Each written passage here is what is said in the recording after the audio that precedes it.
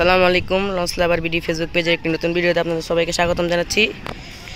বর্তমানে আমরা আছি সাগর ডকইয়ার্ডে, আর আজকে আপনাদের দেখাবো সাগর ডকইয়ার্ডে কোন কোন নৌযানগুলো আছে। শুরুতে রয়েছে এমবি চাঁদনি 1।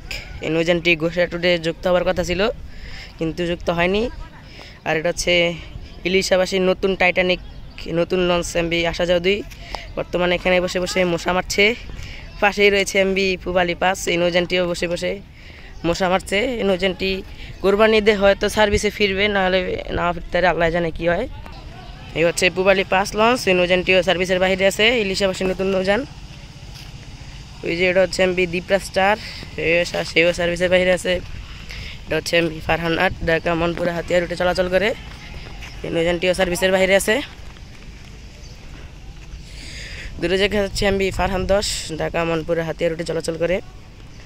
রোটেশন টিপ হয়, নৌযানটি এই টিপ নেই, তাই সার্ভিসের বাইরে আছে। হচ্ছে টিপু ফারহান ডকইয়ার্ড। এটা হচ্ছে এমবি ফারহান 9, ঢাকা কালীগঞ্জ ইলিশা রুটে চলাচল করে, কিন্তু আজকে কী জন্য সার্ভিসে যায়নি সেটা বলতে পারলাম না। তাদের ডকইয়ার্ডে আছে।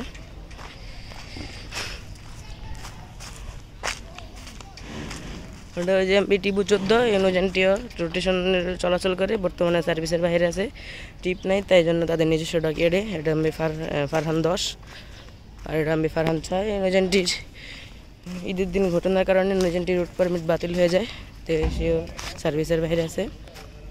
পাশে রয়েছে এমবি টিপু 7। এই নৌযানটি সার্ভিসে আসবে কিনা সেটা বলা যাচ্ছে না। তো এই ছিল আজকের ভিডিও। সবাই ভালো থাকবেন, সুস্থ থাকবেন। আসসালামু আলাইকুম।